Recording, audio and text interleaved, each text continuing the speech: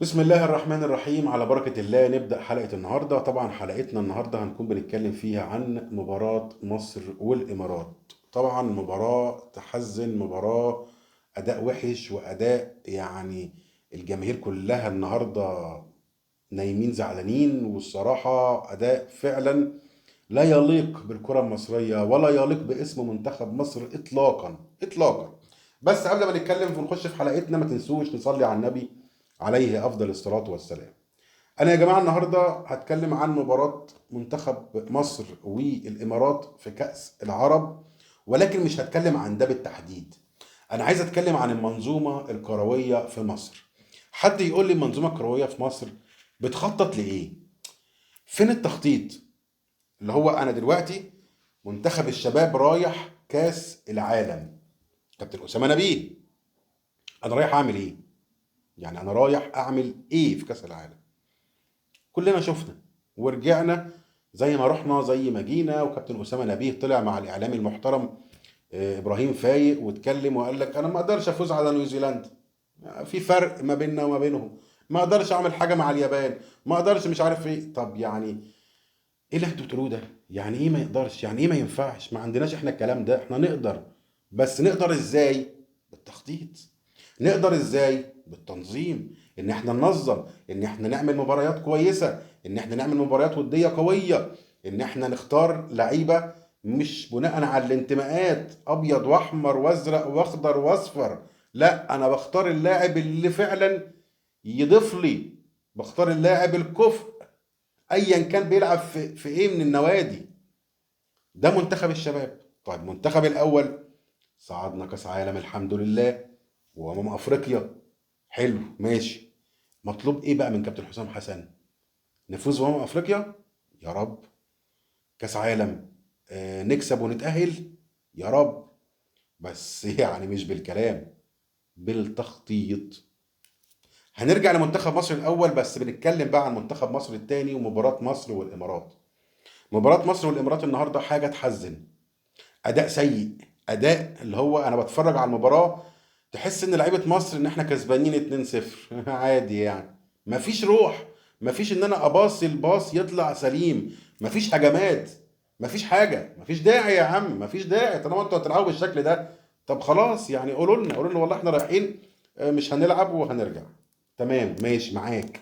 قول لي انا رايح اجهز الناشئين لمنتخب مصر الاول، تمام، احترمك جدا ان احنا رايحين واخدين مجموعه من اللاعبين الشباب وشويه دعم من لعيبه كبار، ورايحين نأهل اللعيبه دي ويحتكوا مع فرق قويه، وان احنا بنأهلهم لمنتخب مصر الكبير. شكرا، احترمك.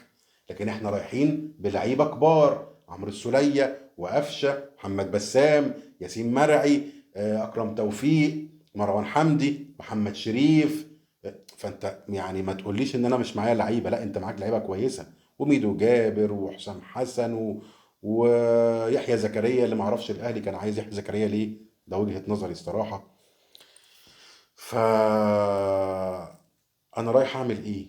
يعني انا المفروض منتخب مصر، انا لاحظت دوت وحضراتكم تقولوا لي في التعليقات، منتخب الكويت نازل اول مباراه لمنتخب مصر، منتخب الكويت نازل خايف من منتخب مصر لحد ما انا اديته الثقه وخليته يجيب جون وانا اتعادلت.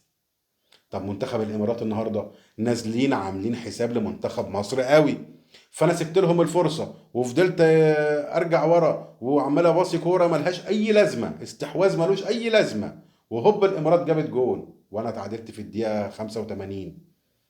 اللي هو يعني انتوا بتعملوا ايه؟ منتخب مصر تقيل، منتخب مصر اي حد بينزل قدامك بيكون عامل حسابك قوي، خصوصا المنتخبات العربيه والمنتخبات الافريقيه. انت ليك اسمك في افريقيا وليك اسمك وسط العرب، مش هتكلم على مستوى العالم، انا بتكلم على العرب وافريقيا. منتخب مصر ليه اسمه الكبير. فانت فين من كل ده؟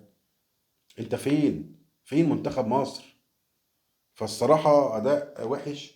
اتمنى ان المنظومة باذن الله تخطط للي جاي، ومش هنروح بعيد، جنبك المغرب. شوف المغرب بتعمل ايه، شوف المغرب بتخطط ازاي، شوف اي منتخب للمغرب، اي سن، اي مرحله سنيه، ناشئين، شباب، كبار، صغار، منتخب اول، منتخب تاني، شوف منتخب المغرب، شوف التخطيط والتنظيم اللي بيحصل. انا ما بقولش نقلد حد، بس بقول يكون في تخطيط ويكون في تنظيم، ويكون في ان انا بخطط لبكره وللسنه الجايه. ما تقوليش عن كاس العالم تمثيل مشرف، مش عايز اسمعها، مش عايز اسمعها. كاس العالم الكبير، كاس العالم منتخب مصر كابتن حسام حسن، ما تقوليش تمثيل مشرف. مجموعه ولا نتخيلها ولا نحلم بيها. لو فضلنا ندعي ان دي تبقى مجموعتنا، مش هنختار مجموعه بالشكل ده. مجموعه لقطه، مجموعه لوز اللوز. اوعى تقول لي تمثيل مشرف تاني، اوعى اسمعها. اوعى اروح الاقي ان في لقاءات مع اللاعبين من داخل الفندق ومن خارج الفندق، واصل ايه، والفنانين يسافروا ويتصوروا مع اللعيبه. انا مش عايز اشوف الكلام ده خالص. انا عايز اشوف نظام منتخب مصر رايح في هدف، هنصعد من دور المجموعات وربنا ييسر في اللي جاي. شكرا. انا عايز تخطيط. انا عايز، احنا بنعد جيل جديد يشيل منتخبات مصر القادمة. تمام، معاك وفي ظهرك، معاك وفي ظهرك، ونستحمل كلنا، لان احنا في خطة وبنبني الخطة دي سوا. مفيش مشكلة.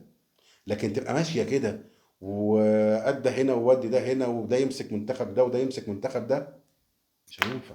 وفي الاخر اللي بيزعل مين؟ الجماهير. الجماهير بس. شكرا. وانا من ضمن الجماهير، فغصب عني يا جماعه النهارده. طبعا اتمنى التوفيق لمنتخب مصر، واتمنى المنظومه الرياضيه باذن الله اللي جاي يكون افضل ان شاء الله. منتخب مصر المباراه اللي جايه قدام الاردن، طبعا الاردن صعدت 6 نقط خلاص، لازم تفوز على الاردن لو ناوي تصعد وتكمل في البطوله. ودي كده حلقتنا النهارده. ما تنساش تعمل لايك وتشترك في القناه وتصلي على النبي. اشوفكم دايما بافضل صحه وافضل حال. شكرا لكم. السلام عليكم.